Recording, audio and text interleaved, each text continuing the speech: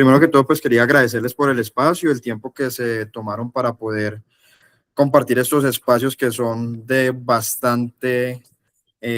son bastante nutritivos para esta rama del saber. Entonces, pues vamos a hacer una dinámica muy siguiendo lo que ya les había compartido anteriormente. Entonces, a partir de este momento, pues vamos a dar inicio a la sesión. Entonces, le voy a dar la palabra a Manuela para hacer todo el tema de la presentación y ya seguimos con toda la dinámica. Muchas gracias, Paul. Muy buenas tardes para todos. Espero que estén súper bien y tan emocionados o más que yo. Bienvenidos a este primer piloto virtual de debates técnicos organizado por nuestra comunidad, la apertura oficial de este espacio de debates que esperamos pues que sean muy fructíferos y continuos para toda la comunidad. Mi nombre es Manuela Osorio y este debate fue coordinado en equipo con Paul Marines y con Scarlett.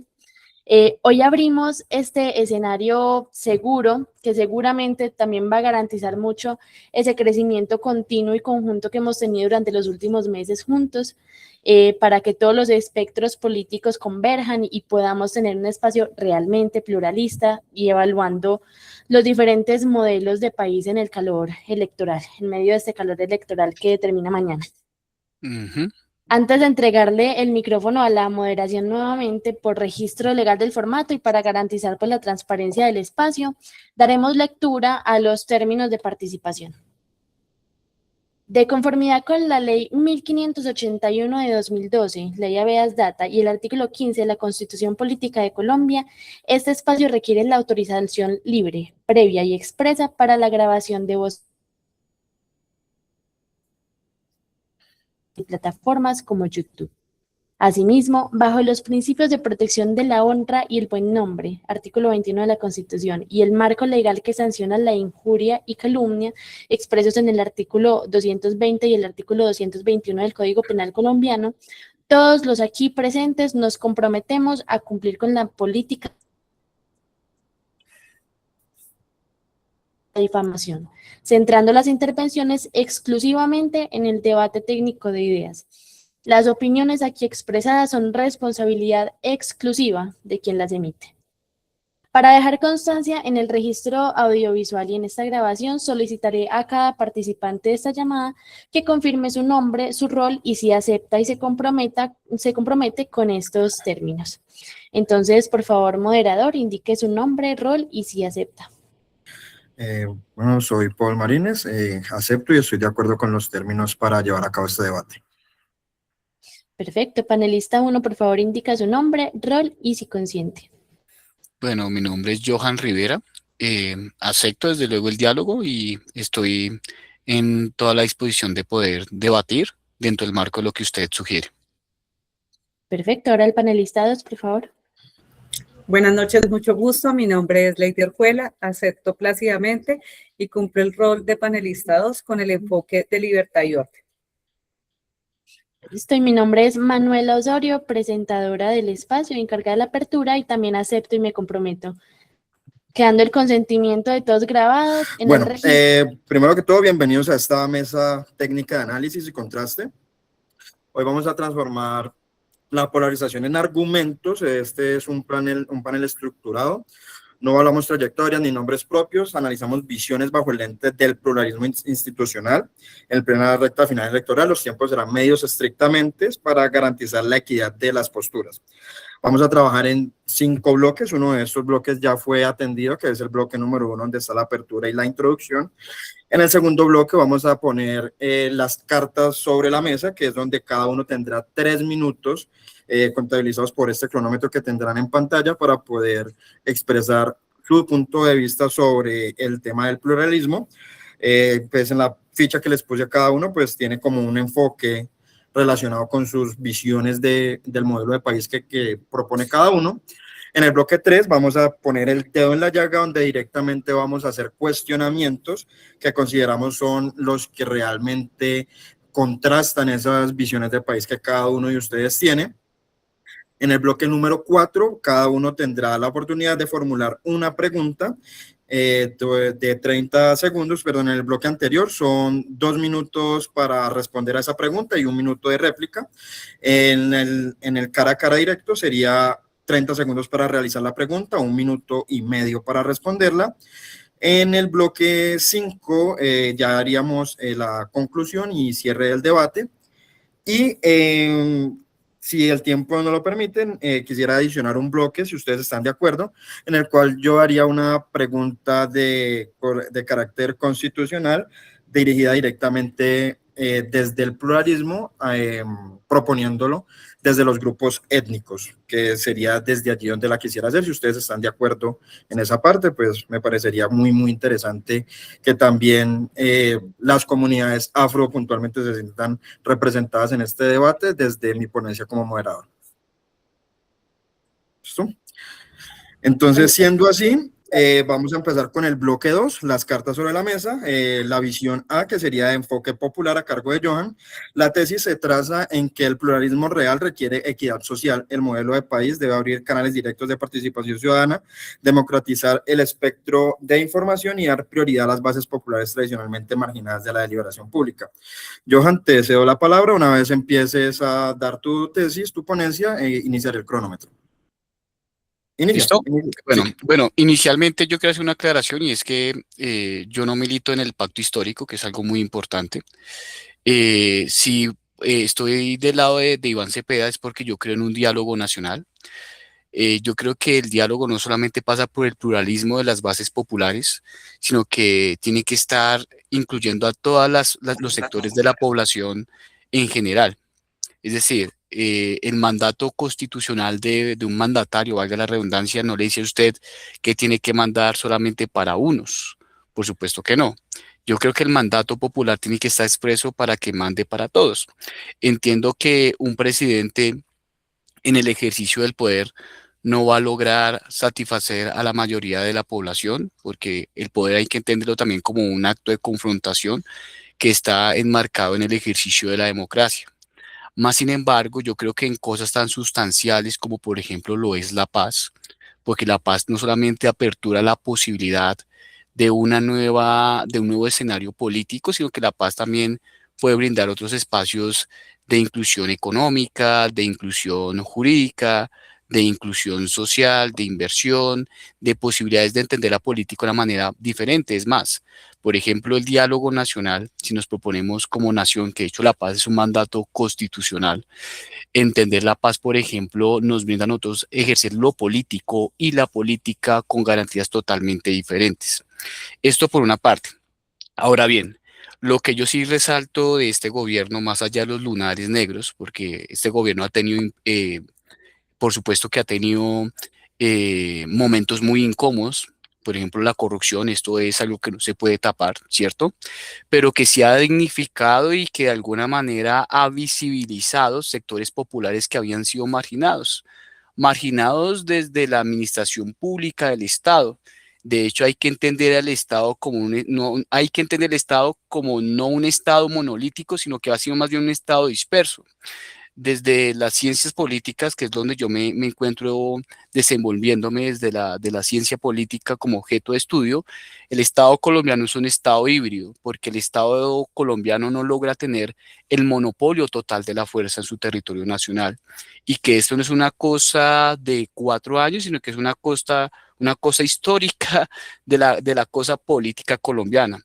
Y pareciese que la realidad de los territorios, de las clases populares, se ven desde esas ciudades letradas. No se entienden las realidades desde el sentipensar, es decir, desde las realidades territoriales, sino desde el ojo público del centro de Bogotá. Y yo creo que este gobierno se ha puesto en muestra de ello, y muestra de ello es lo que se ha avanzado en cuanto al primer punto de lo pactado en el acuerdo de paz sobre la reforma agraria. Tiempo, muchas gracias, Johan, por tu intervención. Vamos a continuar ahora con la visión de Lady. Lady, dentro de tu visión, teníamos concertado que, bueno, pues eso es una visión, nuevamente, digamos, como se lo planteaba a Johan en el momento de explicarle la tesis, bajo la cual se define y pues desde la mesa he entendido cómo es ese enfoque del pluralismo. Definimos que la tesis es que el pluralismo solo se sostiene bajo el orden legal y el respeto a la propiedad privada. La diversidad ocurre cuando el Estado garantiza seguridad jurídica y las libertades individuales para que cada ciudadano actúe con independencia. Entonces, pues desde tu visión sería un enfoque institucional. Igualmente, digamos que como lo hicimos con Johan, si tienes alguna duda antes de iniciar tu cronómetro, sería muy importante que me la dejes saber, o si estás lista, pues le daríamos iniciar el cronómetro. Podemos iniciar, Pablo. Listo, inicias a hablar y ahí yo le doy a correr a tu tiempo. Listo, vale. Entonces, quiero empezar por el pluralismo. ¿Qué es el pluralismo? El pluralismo es ese principio social que nos reconoce como un todo, acepta cada etapa y valora cada etapa de la vida, sea a través de las creencias, de las ideas, de lo político, de lo religioso, de la diversidad sexual. Colombia es pluralista. Tenemos una constitución política que respalda los derechos de todos. Cuando uno entra a estudiar la constitución política de Colombia, encuentra que nosotros tenemos una de las mejores constituciones de Latinoamérica y en la que están muy bien resguardados nuestros derechos. Definitivamente nuestros derechos deben tener un orden constitucional y legal, porque ¿qué es lo que pasa? Hablamos a veces, digamos que, y aquí lo voy a decir muy abiertamente, desde el pacto histórico lograron vender una bandera de los nadies, que fue una de las campañas hace 4 años, de los nadies y frases como que hasta la que la dignidad se vuelva costumbre, pero la realidad es que el ser humano ya nace con esos derechos. El simple hecho de tener un nombre ya me exime de que me clasifiquen como un nadie. La Constitución política dice que yo tengo un derecho a tener un nombre y un apellido, un reconocimiento como una nacionalidad. Entonces, ¿qué ha pasado? El pacto histórico nos ha vendido un diálogo que al menos en las ciudades principales no versa realmente. Son en las poblaciones más excluidas que realmente el Estado ha tenido un abandono absoluto y simplemente el pacto histórico ha logrado, a través del ejercicio del verbo, de un muy buen verbo, hacer que los jóvenes empiecen a apoderarse de banderas que no está mal, pero que no generan incidencia.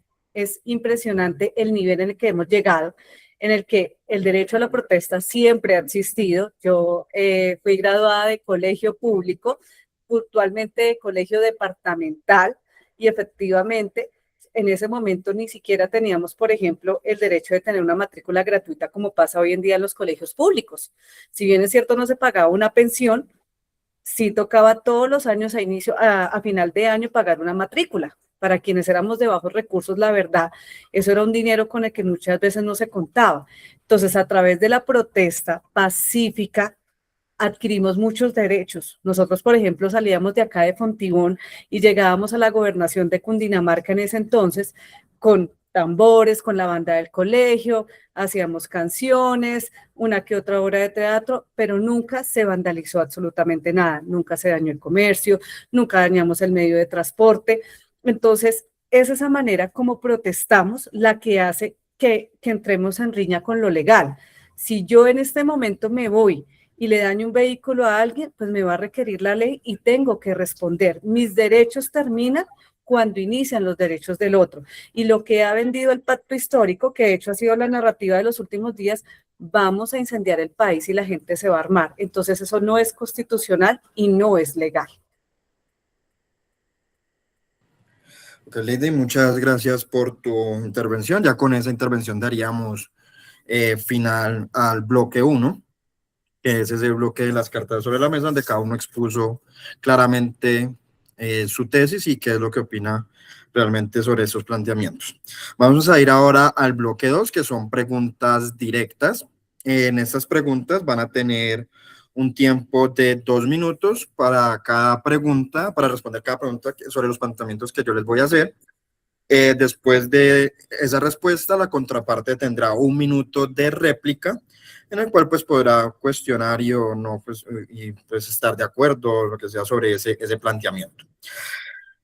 Vamos a iniciar nuevamente con la visión A, que sería la visión de Johan, en la cual vamos a proponer el siguiente planteamiento. Desde los sectores alternativos se define al pluralismo como la inclusión de los históricamente excluidos, Sin embargo, los críticos señalan que cuando esos modelos llegan al poder tienden a centralizar la narrativa estatal, tildando la oposición legítima, el disenso técnico o el periodismo crítico de sabotaje o traición al proyecto común. ¿Cómo garantizar un verdadero pluralismo institucional cuando la retórica de este modelo tiende a dividir el panorama político estrictamente entre identidades antagónicas? Bueno, bueno, ¿vas a ponerlo ya? Vamos por partes, porque, bueno, y ahorita te pido también espacio para apelar unas cosas que le quisiera responder a la compañera desde este diálogo que me parece muy válido. Ojalá que el país tuviera la posibilidad de este diálogo ante los altos niveles de polarización y de violencia política, que están muy álgidos. Respondiendo a su pregunta, el tema del pluralismo, y es bien lo que dice la compañera, la Constitución lo enmarca. De hecho, Colombia tiene una de las constituciones más progresistas y fue un hito constitucional desde el neoconstitucionalismo latinoamericano. Mas, sin embargo, hay que tener en cuenta que una cosa es la Constitución y otra cosa es el ejercicio práctico constitucional del Estado.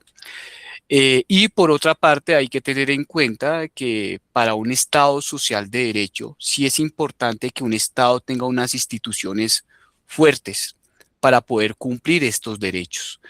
Y acá sí tengo que utilizar elementos muy importantes, y es que hay que entender que después de la Constitución del 91, que demandaba un Estado social de derecho, hay una apertura económica. Y está el consenso de Washington y hay unas contradicciones jurídicas, económicas y sociales que también hay que entrar a evaluar más profundamente. Y al igual que la compañera, yo también hago parte salí de un colegio público. Yo afortunadamente estoy estudiando en una universidad pública. No he tenido nada regalado, me he hecho a pulso. De hecho, le aporto al país trayendo divisas del extranjero. Me encargo de desenvolverme en el sector turismo. Y en cuanto a también yo creo que lastimosamente la polarización lo que ha generado es que genera estereotipos de las otras partes de la zona política. Sé que no respondí tu pregunta, ¿no? Pues muy importante es la aclaración porque es muy difícil tratar de aclarar lo que se está mencionando en tan poco tiempo. En cuanto a la protesta social y a las vías de hecho, yo creo que hay una connotación, podemos hacer una Tiempo, connotación. Johan. Ok. Lady, continuando contigo, que tienes la visión B, que es más enfocada hacia la seguridad y el orden, te hago el siguiente planteamiento. Los modelos de corte tradicional y oposición enfocan el pluralismo en la libertad de mercado y el orden institucional. No obstante, sus detractores argumentan que este enfoque históricamente ha utilizado el argumento del orden y el aparato de seguridad para estigmatizar la protesta social, perseguir el pensamiento alternativo y bloquear las reformas de las minorías.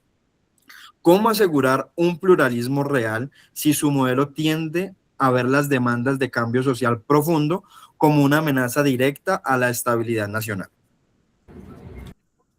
Ya, listo. Entonces, lo primero que hay que tener en cuenta aquí, Paul, es que eso no es una realidad. Desafortunadamente, tenemos un problema y es la desinformación. En pleno 2026, cuando lo que nos sobran son herramientas tecnológicas para poder formarnos y conocer la verdad a ciencia cierta, nos quedamos con lo primero que nos comparten las redes sociales. Es muy triste, y si yo te contara, por ejemplo, que a 2024, hablando de temas de justicia, el 92% de los casos que llegan a la ley, es decir, el colombiano de a pie, porque aquí hay 4.000 ricos, pero somos 51 millones de personas.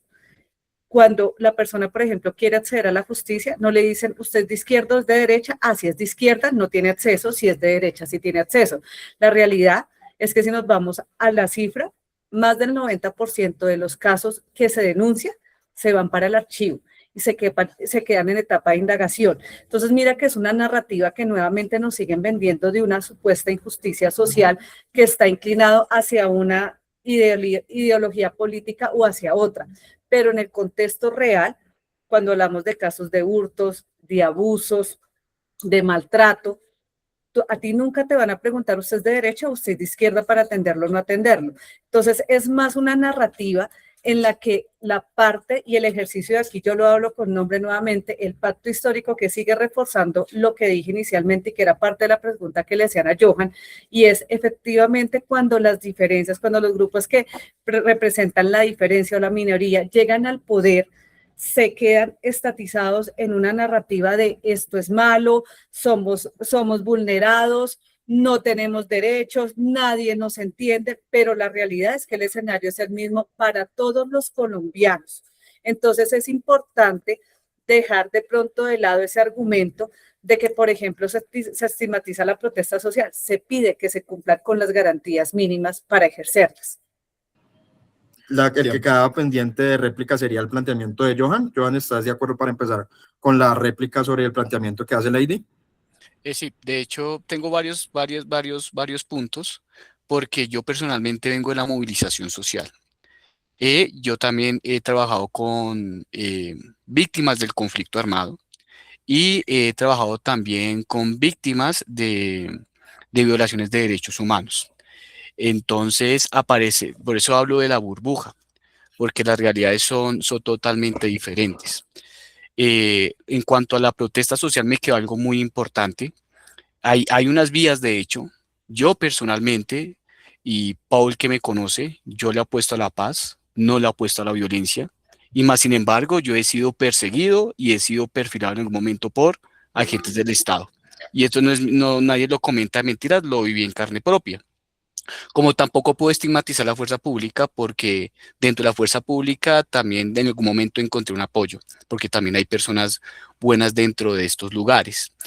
Eh, Acá hay algo muy importante, lo que hablaba Ana Haren. Ana Haren hablaba de cómo algunos mandatos o algunas personas con prácticas caudillistas o prácticas autoritarias utilizan el marco normativo, que era la pregunta que mencionaba más bien puntual Paul. Para eso es secreto que el sistema jurídico en Colombia tiene bastante fallas, y es verdad, es cojea, pero el establecimiento se ha utilizado diferentes instancias para denegar una serie de reformas, inclusive regresar reformas que deberían estar contempladas dentro de la misma Constitución. No sé si usted, creo que me dijeron que usted es abogada, pero la Constitución está fundamentada en derechos fundamentales y en derechos humanos, donde el gobierno y el statu quo no ha permitido ese ejercicio. Gracias. Listo, Johan. Lady, voy a reiniciar el tiempo para que también puedas exponer tu réplica sobre el planteamiento que hace Johan. Listo, muchas gracias. Entonces, continuando un poco con lo que ya les venía diciendo con respecto a que, y el planteamiento que da Johan, y la pregunta, sí es un hecho que cuando los sectores históricamente excluidos llegan al poder, quedan centralizados con una narrativa de victimicismo, donde, ojo, aquí no es desconocer a las víctimas. Las víctimas son víctimas, vengas de donde vengan, pero no se puede ejercer la protesta como un medio y el único medio que se utiliza para que a través de la violencia se logre algún resultado. Yo les voy a poner un ejemplo. Miremos a Greta, la chica que pelea por el ambientalismo. ¿Cuál ha sido el mayor logro de ella? El mayor logro de ella ha sido crear activistas en todos los países.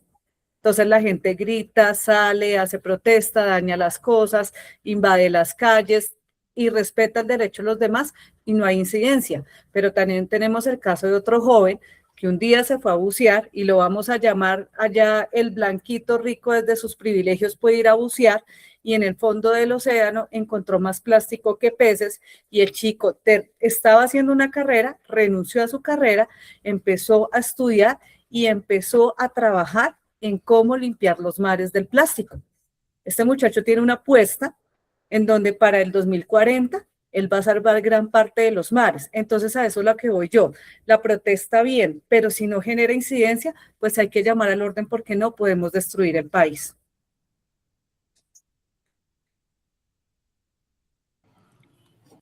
Perfecto, Lady. Johan, tienes 30 segundos más para la contrarréplica. Sí, lo que pasa es que es muy fácil tratar de plasmar esto, pero es que Colombia venía acumulando un montonón de problemáticas sociales a nivel de salud, a nivel económico, a nivel social, a nivel jurídico, y esto se palmó en un estallido social por una inhabilidad de los poderes dirigentes, y hay que entenderlo. Y la protesta está legitimada por la misma Constitución. De hecho, eso es algo muy importante. De hecho, ejercer la protesta es un derecho humano, que es algo muy importante. Ay, ya se Listo, acabó. Lady, tienes tus 30 segundos para la contrarréplica. Esta respuesta suena a cajón, pero es una realidad. Efectivamente hubo un estallido social por una mala administración. El ministro de ese entonces, Alberto Carrasquilla, le pareció fácil ponerle impuesto a la canasta familiar cuando atravesábamos una pandemia. Y la realidad fue que los jóvenes salieron, marcharon, algunos fueron víctimas de cosas que nunca vieron haber pasado, los chicos que perdieron los ojos, pero en este momento pagamos 3 meses más de los que pagábamos hace 4 años y ahora sí nadie se queja. Entonces la protesta no puede ser conveniente, es un derecho, pero como un derecho se debería ejercer en todo momento sin violar la propiedad privada. Perfecto. Bueno, aquí ya tenemos el bloque 4, que es donde se hace la pregunta directa, donde cada uno va a plantear su pregunta. Entonces, en 2 minutos para la respuesta y la réplica de esa respuesta para cada uno. Y luego pasamos a la pregunta que Joan le haría a Lady con 2 minutos cada uno. Y ya con eso podríamos ir avanzando para que puedan desarrollar un poco más los temas. ¿Están de acuerdo? Lady, vas a tener nuevamente 30 segundos para hacer tu pregunta. Cuando inicies, pues empieza a correr tu cronómetro. Listo. Joan, te comento, soy economista y de los ejercicios que más me apasiona es estudiar cómo estamos a nivel de plática en el país. Yo quiero que tú me cuentes, porque es muy bueno hablar de la inclusión social y del gasto en los que históricamente han estado incluidos. Pero yo te hago una pregunta. El gasto que ha tenido el gobierno de Gustavo Petro ha sido el más alto de la historia y no se ha logrado reivindicar a los nadie, que fue como con la bandera que llegaron. Mi pregunta para ti es, ¿cómo crees que Cepeda podría garantizar esto si Petro le entrega un país terriblemente endeudado y con una regla fiscal completamente rota? Yo creo Ok, que inicialmente, y esto es algo muy importante, y acá yo creo que, mira, yo le tengo una crítica al señor Gustavo Petro. ¿Sabes cuál es mi crítica? Y es una crítica que yo comparto con el señor Carlos Carrillo, que él sí hace parte del pacto histórico. Y es que el problema de Petro es que él piensa que él es este personaje de Cien años de soledad. ¿Me recuerdan el nombre de Aurelano, José Arcadio Buendía.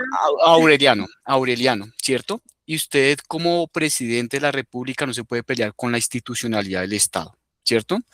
Eh, Hay que también tener en cuenta que el problema fiscal del Estado o de este gobierno ha sido también porque no ha habido consensos en el Congreso. Y el Congreso, de alguna manera, obedeciendo a sus intereses, porque de hecho de eso hace parte de la política, ¿no? De que usted vaya y defiende sus intereses, ha habido un bloqueo institucional y no está mal dicho. Eso en ciencias políticas se llama así, bloqueo institucional. Lo que pasa es que lo han satanizado a través de los diferentes medios de comunicación. Yo creo que efectivamente gobierno que llegue, ya sea de derecha o izquierda, va a tener un problema en regla fiscal por el tema del alto gasto público. Ahora bien, tal vez lo que yo no puedo compartir en usted es que a diferencia de otros gobiernos, acá sí han habido avances de tipo social. Y nos gustaría que fuera más, por supuesto. Por ejemplo, porque no se habla que el gobierno de Petro, y no está en una defensa, pero es real, usted es economista, pagó una importante suma al Fondo Monetario Internacional. Y creo que cerró la vía de crédito, si no estoy mal. Por primera vez va a ser el primer gobierno que va a invertir más en el rubro de la educación, que es algo muy importante. No se puede tener una transformación social ni la justicia social sin una educación pública, gratuita y de calidad. Listo. Entonces, mira, Joan, para que lo tengas en cuenta, tocaste varios temas, pero no voy a perder el hilo del que estábamos hablando. Y es que hay una realidad que la gente no conoce. Cuando tú me dices es que hubo unas diferencias, unas discrepancias en el Congreso que no dejaron actuar, yo te cuento que el Ministerio de la Igualdad fue un ministerio que nos mostró la inoperancia, la negligencia, la burocracia Ujú. y el mal gasto de los recursos económicos. Yo soy consejera, soy mentora de emprendedores y te voy a poner un ejemplo. Acá en Bogotá hay programas del distrito que se llaman Impulso Local, Micronegocio Local, Emprendópolis. Son recursos económicos donde para tú poder acceder a ellos no es tan fácil y tienes que cumplir con X cantidad de requisitos que hace que la gente pues no se acerque a la institucionalidad y no lo reciba cuando después de la pandemia todos quedamos muy fracturados económicamente. Pero imagínate que a través del Ministerio de la Igualdad, digamos que acá en Bogotá, para que te den 3 millones de pesos para fortalecer tu negocio, tienes que hacer A, B, C, D, E, hasta que lleguemos a la Z. Con el Ministerio de Igualdad se crearon programas sencillos donde personas que de pronto todavía no tienen ni siquiera la formación empresarial necesaria, por ser de la población, por ejemplo, LGTBI, se les destinaba un recurso de 30 millones de pesos. Imagínate la desigualdad, cuando en teoría quienes sufren desigualdades son pues las personas diversas. Llevándolo un poco más cercano, ¿sabes qué fue lo triste? Que esas personas llevan más de un año rogándole al Ministerio de Igualdad que les cumpla.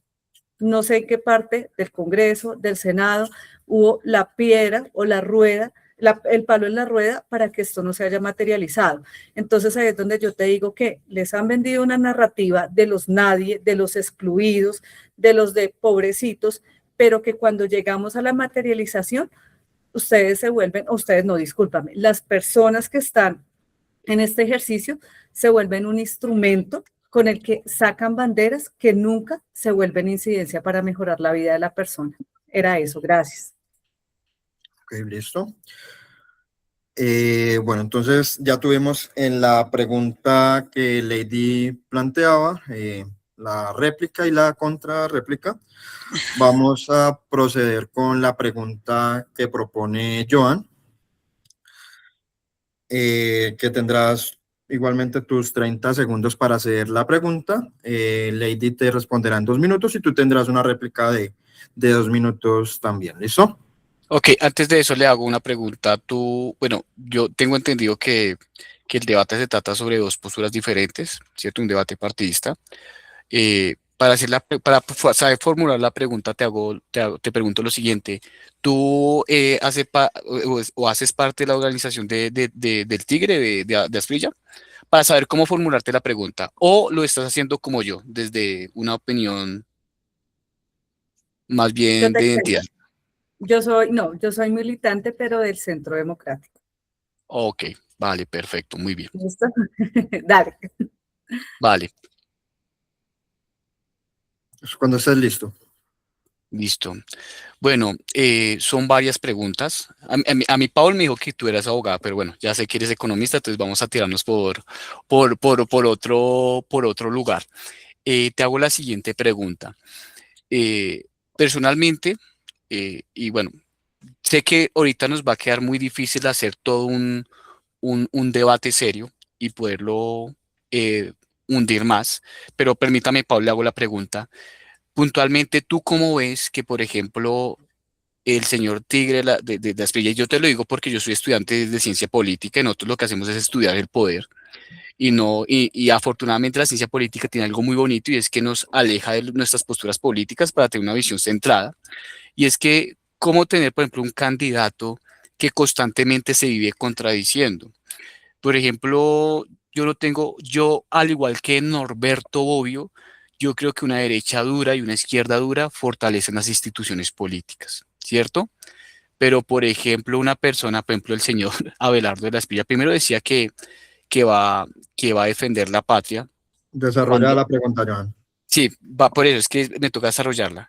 Va a defender la patria, pero tiene conflictividad, por ejemplo, con su nacionalidad norteamericana. Dice que va a gobernar para todos, pero dice que va a destripar la izquierda. Y que, por ejemplo, en el caso mío, yo ya lo estoy viviendo acá en USME, yo sé, tal vez no sé si qué parte de la militancia sea, pero nos están llegando panfletos con mensajes supremamente nocivos.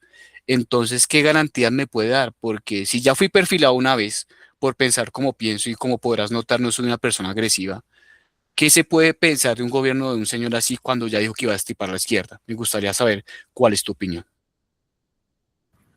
Vale. ¿Listo? ¿Ya la puedo iniciar? Sí, Sí, Listo. Bueno, Joan, entonces primero contarte. Abelardo de la Espriella tiene algo que es muy particular y es que pertenece a una región donde la gente es muy chabacana y hablándolo en palabras castizas es muy escueta. Entonces, digamos que yo te soy honesta, yo considero que esa palabra destripar a Abelardo le jugó en contra todo lo que tú te puedas imaginar.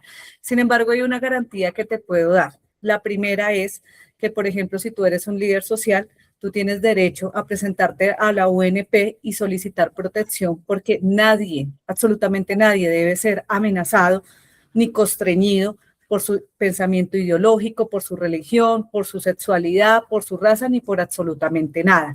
¿Qué garantías te va a dar Abelardo? Que él no nos está hablando de una constituyente, él no está hablando de romper los poderes constitucionales. Si algo muy lindo que tiene Colombia es la independencia de poderes que Gustavo Petro ha querido saltarse durante estos 4 años, lanzando decretos que le han tenido que tumbar, solicitando y recogiendo firmas. Imagínate, es la primera vez en mi vida que yo veo que un presidente abre una cuenta de ahorros y dice, mándenme aquí plata, me pueden enviar hasta 10 millones de pesos para financiar una constituyente, cuando mira que a pesar de nuestras diferencias tuvimos un punto igual, y es que los dos consideramos que tenemos una excelente constitución. De pronto hay cosas por reformar, pero nosotros tenemos una excelente constitución como colombianos. Abelardo nunca te ha dicho eso. Entonces, ¿qué te digo? Hablándolo desde el regionalismo, muchas veces dependiendo de la zona en la que uno pertenezca, tiende a utilizar su jerga y eso le puede jugar en contra. Pero lo que sí te puedo decir es que actualmente tú tienes una infinidad de derechos que los puedes hacer valer si conoces la ley. Y si no la conoces, no hay problema. Está la personería, está la defensoría. Yo te puedo decir que sin ser abogada, desde mi zona como comerciante, apoyo a mis comerciantes de manera legal, solamente diciéndole, pongamos una tutela, pongamos este derecho de petición. Entonces, créeme que Abelardo te va a garantizar la constitucionalidad que la izquierda nos ha querido quitar. Excelente. Joan, tienes 2 minutos de réplica. Ok, ¿ya? Sí.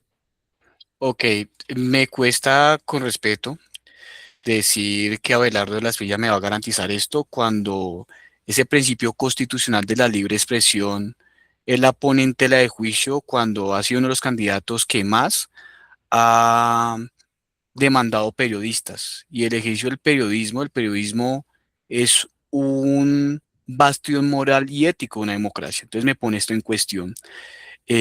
Adicional a ello, cuando tú dices la izquierda quiere quitar una constitución, yo creo que un principio constitucional de la constitución es el poder constituyente. Yo personalmente no me opuse, yo personalmente no estoy de acuerdo con la constituyente, no porque no crea que la constituyente esté válida, sino por un cálculo de tipo político, de las transacciones electorales y de las dictaduras electorales que se comprenden dentro del ejercicio de la ciencia política. Pero quien se oponga a la constituyente se está oponiendo al primer principio constitucional del poder constituyente. La Constitución tiene 2 poderes ilimitados que están por encima de todas las instituciones. Dentro de la hermenéutica constitucional se constituye el poder constituyente como un poder delimitado que es capaz de reformar o de eliminar esa misma constitución, sea o no sea instrumentalizada. Entonces, quien tenga un principio demócrata no se podrá oponer a ese principio constituyente porque es que se fundamenta la democracia constitucional y republicana. En cuanto al señor Abelardo de la Espriella, tú dices que nos va a garantizar constantemente, bueno, estos derechos. De hecho, ya estas instituciones ya existían, pero es que este señor, más allá de que sea costeño o no, es el primer presidente de la República.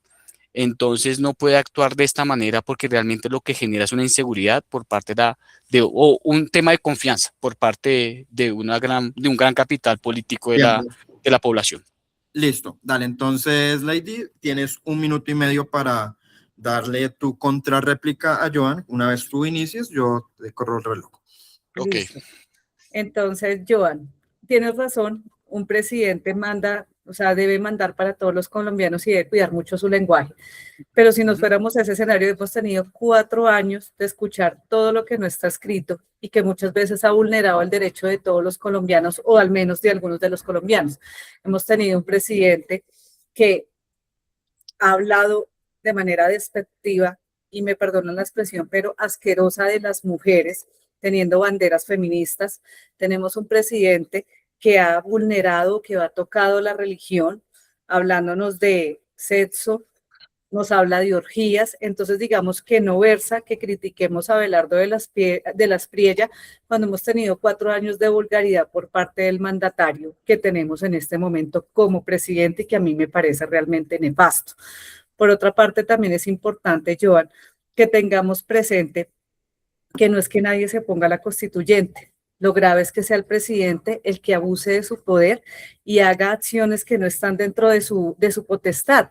Mira que no es llevándoles la contraria. Si lo que el presidente estuviera bien hecho y no estuviera por encima de la Constitución, pues no le vivirían tumbando decreto tras de decreto. Es que es impresionante que Petro saque un decreto hoy y en menos de un mes tienen que tumbárselo. Estuvo el caso de la emergencia económica, que no había lugar a lo que él quería hacer y la afectación que iba a tener en los municipios, y que afortunadamente pues no se dio. Entonces, mira que es el gobierno el que mismo se ridiculiza y queda mal si lo miramos frente a Abelardo. Era eso, gracias. Ok, excelente. Joan, vas a tener igualmente 1 minuto y medio para tu contrarréplica y ya continuamos con el siguiente bloque. ¿Listo? Sí, cuando tú quieras. Es que yo creo que es el problema de las democracias, de esta democracia, y es que centralizamos el debate político sobre 2 personas y no sobre propuestas políticas. Obvio, ha sido desafortunado muchos comentarios del señor Petro, pero yo personalmente me inscribo en la escuela del materialismo político. Aparte de político, también me gusta mucho la filosofía. Entonces, pues yo veo el poder, o sea, yo sé que las personas ven la política desde lo político. Yo lo veo desde el lugar científico, desde el cálculo político. Y es que el bloqueo institucional, y para nadie es un secreto, que obedecen, o sea, todas las instituciones del Estado, del aparato burocrático. Por eso es que se dice que Petro llegó a administrar el poder, mas no llegó al poder, porque hay un poder que ha sido cooptado por un statu quo, y no hay que tener 3 dedos en la frente. Es decir, está la emergencia, lo que tú acabas, la emergencia económica, pero también hay otros temas que hay que tener en cuenta cuando, por ejemplo, intentaron tumbar el decreto, que en este caso, pues decreto, valga la redundancia, el aumento del salario mínimo. Y así vamos concluyendo en diferentes escenarios. Entonces, cuando uno estudia la Constitución, el Estado social de derecho debe garantizar derechos de primera generación, derechos de segunda generación, derechos de tercera generación, derechos de cuarta generación, cree en la defensa de la paz, en la defensa de derechos humanos y derechos fundamentales, y en gran medida esto es lo que ha querido hacer este gobierno, y que yo sí lo voy a llamar, como debe ser, sin ningún tapujo. Las oligarquías colombianas durante tanto año no han sabido administrar el poder para todos, Tiempo. y por eso mismo se refleja en el gobierno de Gustavo Petro. No es nada más. Ok, muy interesante el aporte de ambos. Digamos que ya con eso daríamos final a ese bloque de pregunta y respuesta, donde está ese cara a cara, en el cual cada uno pues cuestiona directamente cómo el modelo de país que propone y que defiende pues va a afectar de cierta medida sus propias ideas.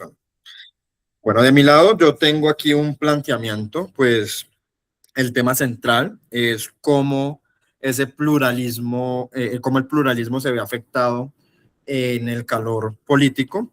Y pues justamente, digamos que queda expuesto dentro de este mismo debate esto mismo que yo les vengo a decir. Bueno, yo soy un hombre negro y también hago parte de las comunidades étnicas de este país. Entonces, también quiero recordarles que la Constitución Política de 1991 no es un documento de sugerencias poéticas, sino que es un pacto vinculante, donde sus artículos 1, 7, 13 y 176 obligan de forma taxativa al Estado a garantizar el pluralismo, diversidad étnica y la representación real de las comunidades afro e históricamente segregadas.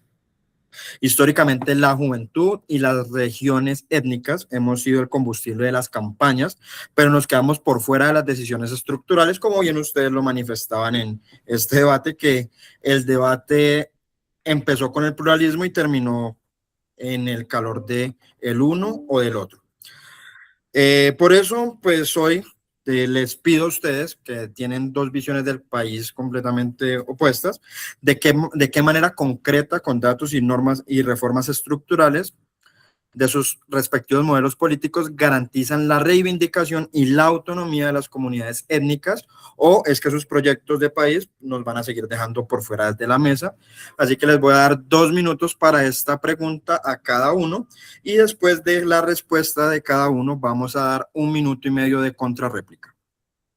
Puedes empezar, Lady, con esta pregunta, ya que el bloque anterior lo empezamos con la respuesta de Johan y tu pregunta. Ya en este momento, luego la pregunta, la respuesta sería para ti. Listo, Paul. Mira, que hay un tema muy importante y me encanta que lo hayas tomado porque definitivamente a veces defendemos banderas que no nos pertenecen. Y es que es justamente como yo lo decía en un inicio, no, la exclusión no está acá en las ciudades principales. La exclusión está en otras partes de la región, en donde generalmente las poblaciones o las minorías se vuelven la bandera electoral de políticos de turnos. ¿Qué es necesario que se garantice? Mira, hay una realidad, como por ejemplo, Nariño. Nariño es petrista y es entendible. Uno dirá, ¿por qué? Pues resulta que la economía ilegal en este momento es la bandera en Nariño y les da los ingresos que el Estado les desconoce. Hay una realidad histórica que no podemos negar, que no es de derecha y no ha sido de izquierda, y es que gobiernos de hace muchos años, estoy montando por allá desde el 1930, han invisibilizado las regiones más pequeñas y no les han dado las garantías que necesitan. Hay un tema de pobreza multidimensional que es la que me dice si un ciudadano sale o no sale adelante. Las poblaciones lejanas y las minorías, como es el caso de la población que tú representas, quedan excluidos en educación, en salud, en servicios públicos, en acceso a vivienda, y eso es lo que hace que frentes armados ilegales se adueñen de esos territorios y haya un Estado paralelo. Entonces, la manera de garantizarlo es una manera que no se va a dar de la noche a la mañana, Paul, pero que si se aplica, se va a poder materializar y garantizar los derechos que ustedes tienen y que no gozan libremente, y es a través de la institucionalidad y el orden. No puede haber más de un ejército. Yo he ido a municipios donde literalmente gobierna la guerrilla, y eso no debe pasar, pero resulta que es que la guerrilla les puso la carretera que llevaban pidiendo hace 15 años y ningún político le puso. Entonces, ¿cómo se garantiza? Garantizando la fuerza pública y el cumplimiento de que esos que son elegidos cumplan con lo que prometen. Tiempo. Ok, Joan, vas a tener 2 minutos para dar tu respuesta sobre este planteamiento. Y luego de estos 2 minutos tendríamos el minuto y medio de cada uno con la contrarréplica, y ya con eso daríamos cierre al bloque también. No, yo comparto totalmente lo que dice la compañera. Efectivamente, hay que entender que el tema de la inclusión de las comunidades negras y afro, raizales y palenqueras, ha sido un tema estructuralmente histórico, y para nadie es un secreto que ese concepto de ciudades letradas siempre lo sigo manteniendo, porque ha existido un fuerte centralismo del Estado, ¿cierto? Y se han obviado otras realidades de los territorios. Efectivamente, se supone que no debería existir otros actores armados más que el Estado, porque el Estado es el legítimo o quien debe legitimar el monopolio de la violencia y de la legalidad. Pero esa no es la realidad que nosotros tenemos actualmente en Colombia. Tenemos que ver que el Estado ha sido fuertemente estructurado por políticas racistas, porque hay que llamarlo por su nombre, y excluyentes. Ahora bien, ¿qué es lo que yo tal vez creo que es el camino? Y es que efectivamente gran parte de estas comunidades negras, palenqueras, raizales, son comunidades en su grueso campesinas, ¿de acuerdo? Y yo creo que ahí toca un tema muy fundamental, la reforma agraria integral, pilas, integral, y es que la reforma agraria tiene que ser integral en todo el concepto de la palabra.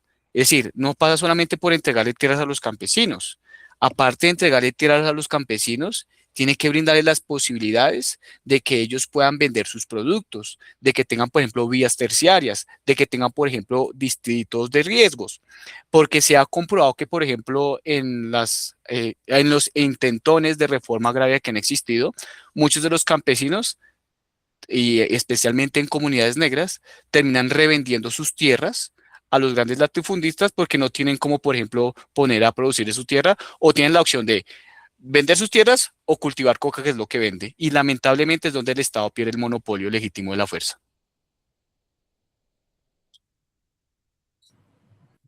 Ok, pasamos con la contrarréplica. Lady, vas a tener 1 minuto y medio para la contrarréplica y luego seguiría yo. Cuando tú empieces a hablar, empieza tu cronómetro. Listo. Mira, Pablo, que yo no niego el racismo porque efectivamente existe, pero aquí hay que también hacer un cálculo político. Si tú te das cuenta, son las ciudades principales las que gozan de muchísimos beneficios. Vayámonos a elecciones. ¿Quiénes ponen presidente en Colombia? Las ciudades principales. Por eso es tan fácil ir y tomarme una foto en el Chocó. Tengo un par de boticos, pero esos boticos no definen mi resultado electoral. Lo que hay que hacer, y mira que es, Paul, parte de lo que la gente no conoce, y vuelvo y repito que no hay necesidad de la violencia cuando existen unas leyes tan hermosas como con las que cuenta Colombia, con el hecho de hacer cumplir políticas públicas. Las políticas públicas existen para todos los escenarios y para todos los actores. Y si una política pública no se está cumpliendo, con recoger firmas, yo puedo lograr como ciudadana del común, sin tener un cargo político, sin tener un padrino, sin tener contactos en la alcaldía, por ejemplo, que si no se está cumpliendo se haga cumplir y que si necesito reformarla, la reformen. Pero esto es un tema muy de cálculo político y yo sí me voy mucho al tema de las elecciones. Si tú me sumas 3 y en Bogotá me suman 1000, pues yo te prometo, no te cumplo, porque lo que yo necesito es continuar en el poder a través del ejercicio como sea, no siempre va a ser un cargo presidencial, me queda más fácil cumplirles a los que sí tengo que me van a poner donde yo quiero estar. Ok, Joan, vas a tener 1 minuto y medio para tu contrarréplica y ya con eso haríamos cierre el bloque. Bueno, hay que entender que pues, manejar la cosa del Estado no es una cosa como manejar una tiendita, ¿no? Eso sí lo tenemos claros y efectivamente hay formas de participación pública que nos pueden ayudar por ejemplo, a formular políticas públicas, están los cabildos abiertos, por ejemplo. Incluso las acciones de tutela nos permiten llegar inclusive hasta este tipo de instancias, pero el problema es mucho más complejo de lo que parece. Y es que acá no solamente está el tema de tipo electoral, también están los galpones políticos, que es otro problema que inclusive nació mire, cuando uno lee la historia, para la reforma que hay en el 88, 89, cuando se trata de descentralizar el Estado en cuanto al ejercicio de elección popular, automáticamente nacieron los galpones políticos. Y para nadie es un secreto que los galpones políticos mueven gente, ¿cierto? Según sus intereses, venden el voto, por ejemplo, lamentablemente, donde mucha población vulnerable es instrumentalizada. Y estos galpones políticos llegan a las grandes ciudades, Bogotá, por ejemplo, a través de las diferentes instituciones del Estado, a compartir ese poder. Por eso es tan importante una reforma electoral y una reforma política. Yo sí creo que hay una reforma política y que eso trasciende más de nuestras posturas políticas. Yo creo que eso es una demanda ética y moral, porque yo creo que de alguna manera empezamos a transformar las políticas para que estas comunidades verdaderamente se vean representadas. Ya tenemos el ejercicio de la Constitución, ahora falta garantizar el ejercicio de lo político y la política.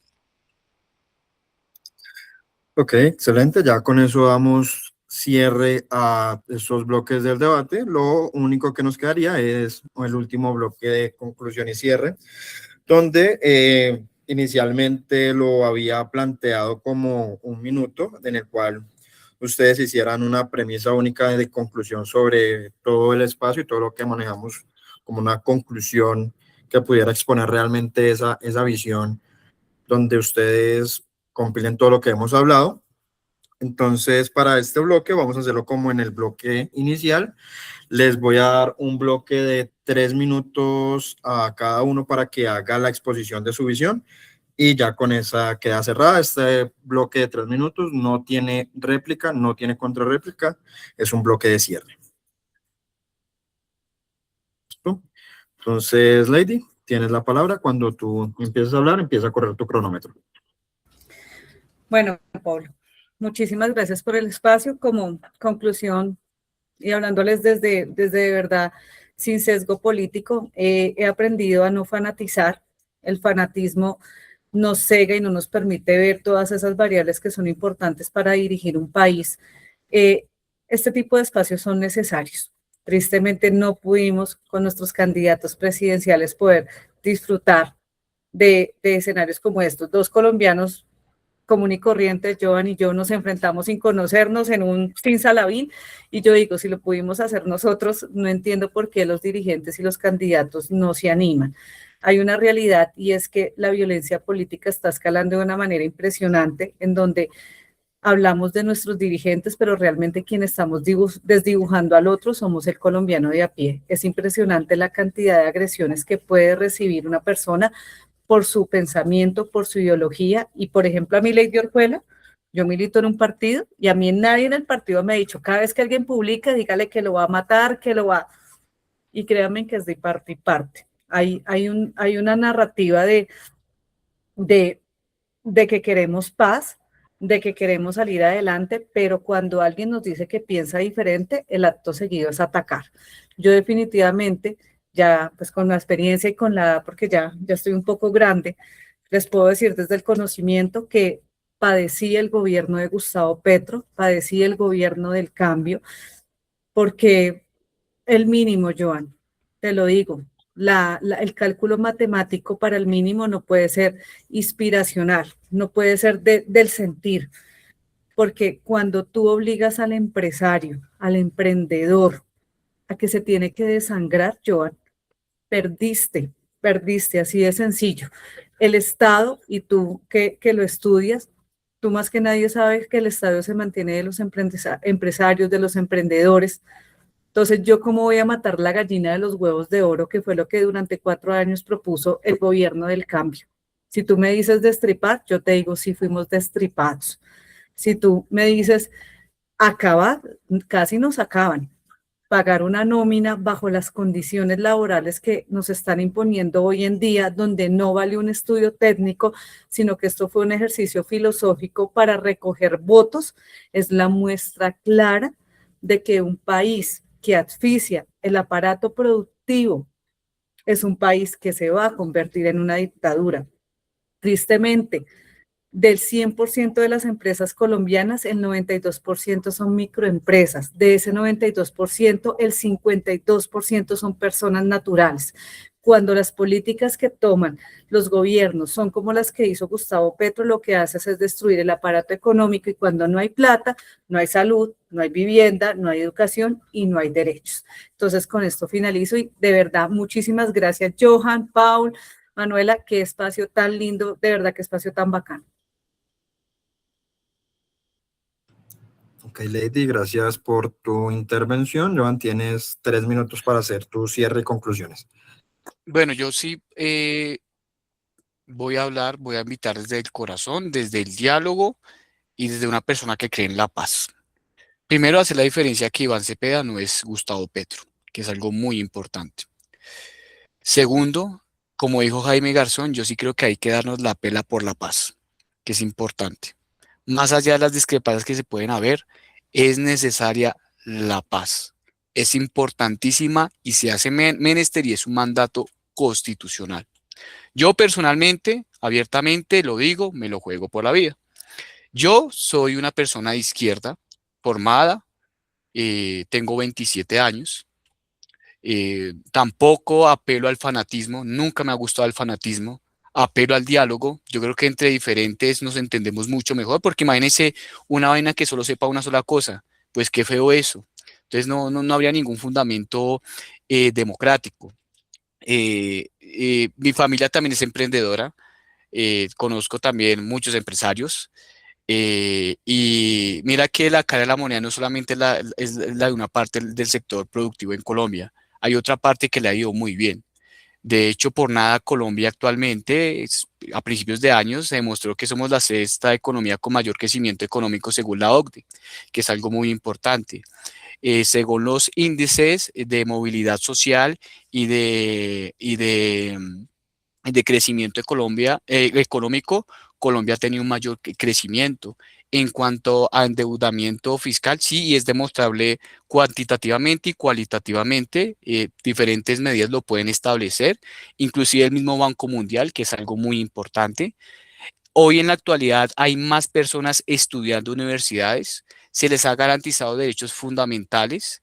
Hay muchos lunares, por supuesto, este gobierno no ha sido perfecto a nivel de corrupción, a nivel de mermelada burocrática. Claro que eso es detestable, yo digo que no, pero hay que seguir, yo sí creo que la vida le ha mejorado a una gran parte de la población y hay que entender que un gobierno se soluciona en 4 años y menos un gobierno, un Estado, perdón, un gobierno va a lograr solucionar un Estado que ha sido configurado y reconfigurado según los intereses de quien mande durante prácticamente 200 años y que una persona en 4 años lo pretenda solucionar.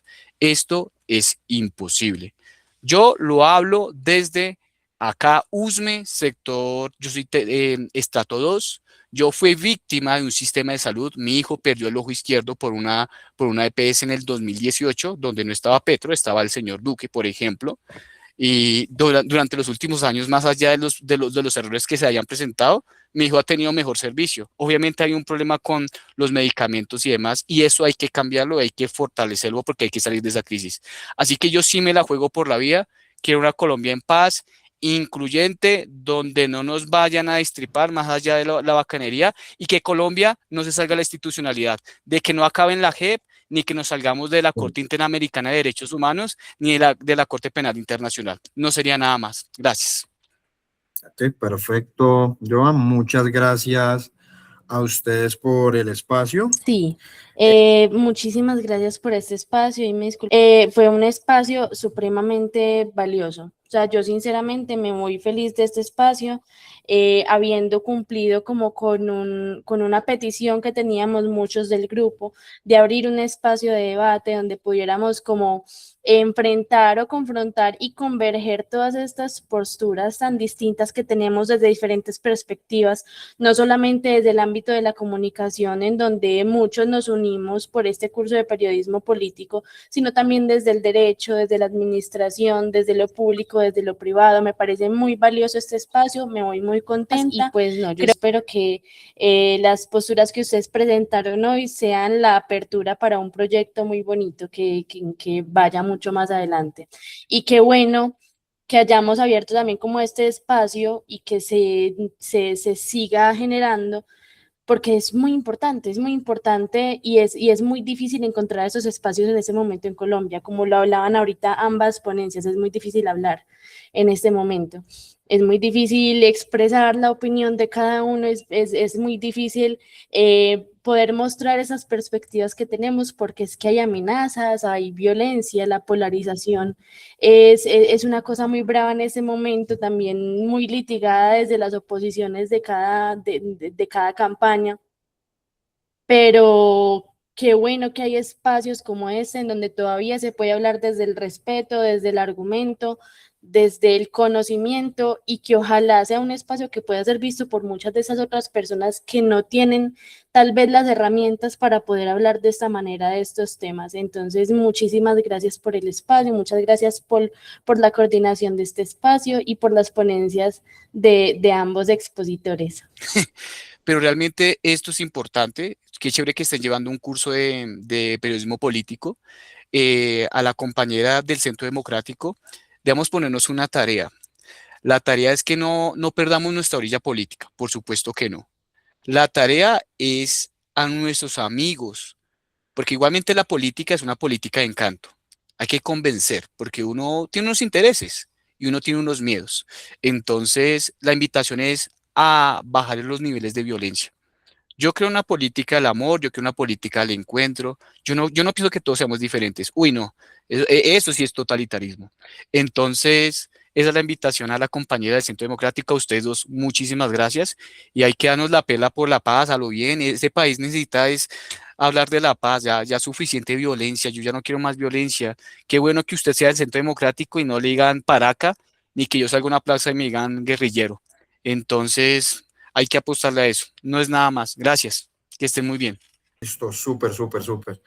Ok, muchachos, muchísimas gracias por el espacio. Espero que tengan un excelente resto del fin de semana, que mañana pues puedan ejercer libremente su derecho al voto y bueno, seguiremos entonces compartiéndoles el espacio. Muchas gracias, que estén muy Vale. bien. Chao. Chao, hasta luego. Dale, Muchísimas bonita gracias. noche, que estén muy bien, Y hasta muchas luego. gracias por no hablar desde el fanatismo, me encantó. Hasta luego. Chao.